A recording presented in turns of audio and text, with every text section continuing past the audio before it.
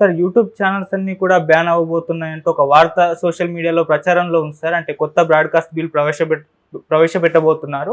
So, ఈ నేపథ్యంలో YouTube channels అన్నీ బ్యాన్ అయిపోతాయి. ఇన్‌స్టాగ్రామ్ కూడా సేవలు ఆగిపోతాయని అంటున్నారు. మరి ఏంటి కొత్త బ్రాడ్‌కాస్ట్ బిల్లు? మరి ఈ నేపథ్యంలో ఇవి ఆగిపోతాయంటారా సార్? యూట్యూబ్ ఛానల్ అన్నీ ఆగిపోవు కానీ చాలా ఛానళ్ళు అయితే కట్ అయిపోయే అవకాశం అయితే ఉంది. కొత్త న్యూ బ్రాడ్‌కాస్ట్ బిల్ డ్రాఫ్ట్‌ని రెడీ చేశారు. ఆ డ్రాఫ్ట్ ఇది వచ్చి మామూలుగా 2023లోనే తీసుకొచ్చారు కానీ అది ఇంకా మళ్ళీ సెకండ్ డ్రాఫ్ట్ కొత్త అప్డేటెడ్ వెర్షన్ ఇప్పుడు చాలా మీడియా సంస్థలకి పంపించారు. వాళ్ళ అభిప్రాయాలు చెప్పమని పంపించారు. సో ఆ బిల్లులో ఏమున్నాయి ముందు అది చూద్దాము. దాని తర్వాత దాని రిపర్కషన్స్ ఎలా ఉంటాయి అనేది మాట్లాడుకుందాం. ఈ బిల్లులో ఏముందంటే ఇప్పటి వరకు బ్రాడ్కాస్టింగ్ అంటే మనకి శాటిలైట్ ఛానళ్ళు మాత్రమే తీసుకునేవాళ్ళు. ఇప్పుడు అట్లా కాకుండా డిజిటల్ బ్రాడ్కాస్టింగ్ అనే పేరు పెట్టారు. డిజిటల్ బ్రాడ్కాస్టింగ్ అంటే ఆన్లైన్లో ఏదైనా యూట్యూబ్ ఛానల్ కావచ్చు, లేదా ఫేస్బుక్లో వీడియోలు కావచ్చు, ఇన్స్టాగ్రామ్ వీడియోలు కావచ్చు, ఇలాగా ఆన్లైన్లో టెలికాస్ట్ అయ్యే అన్నీ కూడా దీనికి ఎందుకు వస్తాయి.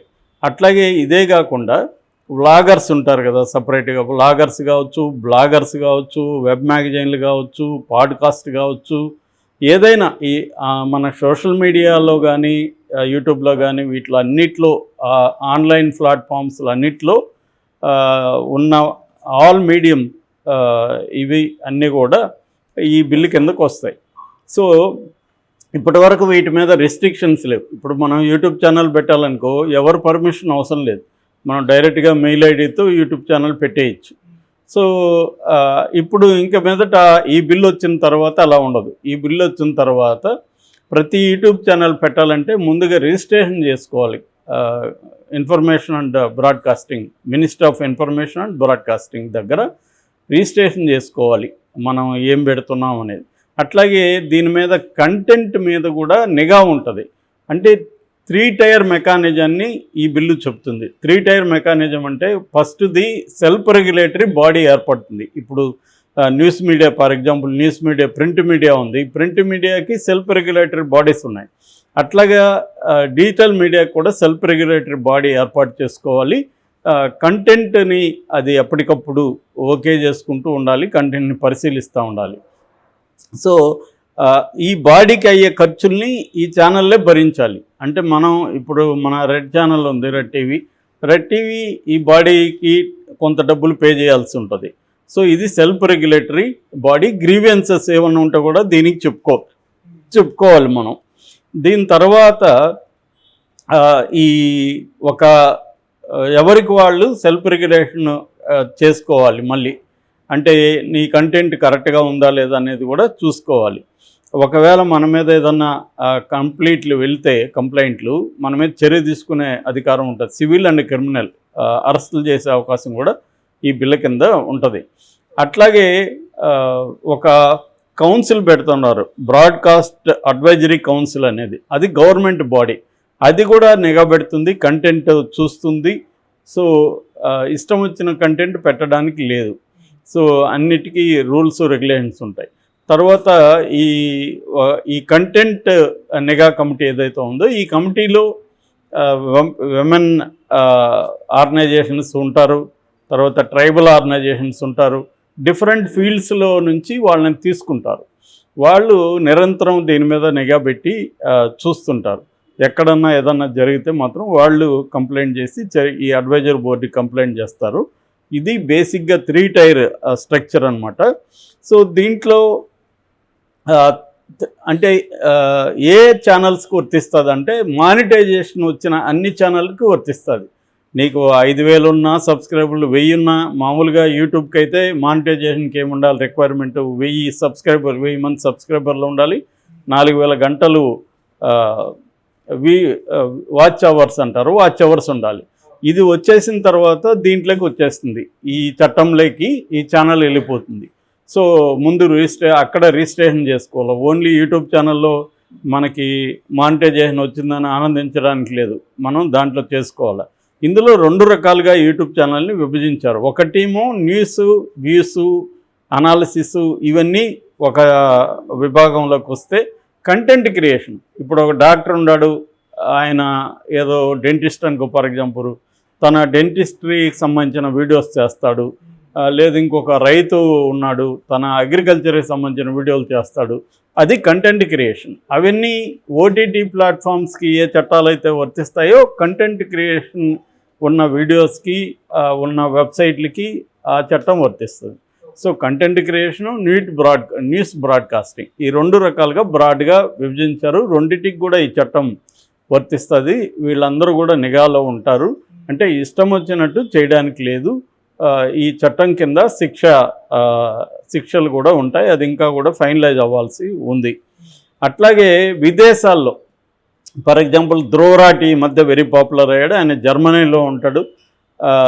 విదేశాల్లో ఉండి ఇక్కడ కానీ టెలికాస్ట్ అవుతుంటే వాళ్ళకు కూడా ఈ చట్టం వర్తిస్తుంది. నువ్వు ప్రపంచంలో ఇప్పుడైతే ఏం చేస్తున్నారు, చాలామంది ఈ అమెరికాలోనూ ఇంకో చోట ఉంటున్నారు, అక్కడి నుంచి ఇష్టం వచ్చినట్టుగా మాట్లాడేస్తున్నారు. వాళ్ళని పట్టుకురావాలంటే ఇబ్బంది అవుతుంది. కానీ ఈ చట్టం కింద వాళ్ళకు కూడా ఈ చట్టం వర్తిస్తుంది. అంటే ఇండియాలో సోషల్ మీడియాలో ఏది కనిపించినా ఈ చట్టం కిందకు వచ్చేస్తుంది. దాని ఆరిజిన్ ఎక్కడున్నా world wide. So global application అంటారు దీన్ని, గ్లోబల్ అప్లికబిలిటీ ఉంటుందన్నమాట ఈ చట్టం కింద. ఇక దీని బేసిక్గా ఇప్పుడున్న మనకి ఓటీటీ ప్లాట్ఫామ్స్, నెట్ఫ్లిక్స్, అమెజాన్ ఇలాంటివి, ఆహా ఇలాంటివి ఏవైతే ఉన్నాయో వీటన్నిటికి కూడా రెగ్యులేషన్స్ ఉంటాయి. ఇష్టం వచ్చిన కంటెంట్ దాంట్లో పెట్టడానికి లేదు. ఆల్రెడీ వాళ్ళు సెల్ఫ్ రెగ్యులేట్ చేసుకుంటున్నారు, బట్ కొన్నిట్లో ఉండట్లేదు. కొన్ని రకాల ఓటీటీ ప్లాట్ఫామ్స్ వెచ్చలవిడిగా ఆల్మోస్ట్ పోర్ను, సెమీ పోర్ను ఇవన్నీ కూడా వస్తున్నాయి. సో కాబట్టి ఏంటంటే ఇప్పుడు గవర్నమెంటు కంప్లీట్గా రెగ్యులేట్ చేస్తుంది అని చెప్పచ్చు. రెగ్యులేట్ చేసి మానిటర్ చేస్తుంది. ఇప్పటి వరకు దీని మీద రెగ్యులేషన్స్ అండ్ మానిటరింగ్ లేదు. ఇప్పుడు దీని కింద పెడుతుంది. అయితే దీని రిపర్కషన్స్ ఎట్లా ఉంటాయి అనే దగ్గర చూసినప్పుడు ఇది freedom of the press and freedom of the creativity, ఈ రెండింటిని కర్బ్ చేస్తుంది బీజేపీ అని విమర్శలు వినిపిస్తున్నాయి. అసలు సోషల్ మీడియాని ఈ స్థాయిలో వాడడం మొదలుపెట్టిందే బీజేపీ. 2011లో స్టార్ట్ చేశారు. 2012లో గుజరాత్ ఎన్నికలప్పుడు ప్రశాంత్ కిషోర్ సహాయంతో వాళ్ళు సోషల్ మీడియాలకి రంగంలోకి ఎంటర్ అయ్యారు. 2014లో దేశవ్యాప్తంగా పెద్ద ఎత్తున చేశారు. నిజానికి హేట్ క్యాంపెయిన్ అనేది బీజేపీ మొదలుపెట్టింది దేశంలో.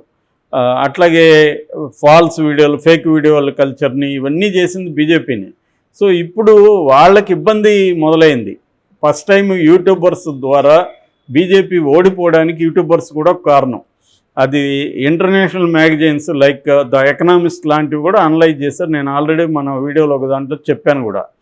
సో అంటే ధ్రువరాటి కావచ్చు, రవేష్ కుమార్ కావచ్చు, న్యూస్ లాండ్రీ కావచ్చు, బోల్తా హిందుస్థానీ కావచ్చు, తర్వాత రెడ్ మైక్ కావచ్చు, నేషనల్ దస్తక్ కావచ్చు, దేశ్ భక్త్ కావచ్చు, ఈదనా కావచ్చు, జై హింద్ కావచ్చు, దేశ్ బంధు కావచ్చు, తర్వాత ఎక్స్ప్లెయిన్ ఎక్స్ కావచ్చు, ఇలాగా దాదాపు ఒక 50 యూట్యూబ్ ఛానళ్ళు మనం ప్రముఖంగా, నేను ఒక 30 చార్ట్అవుట్ చేశాను.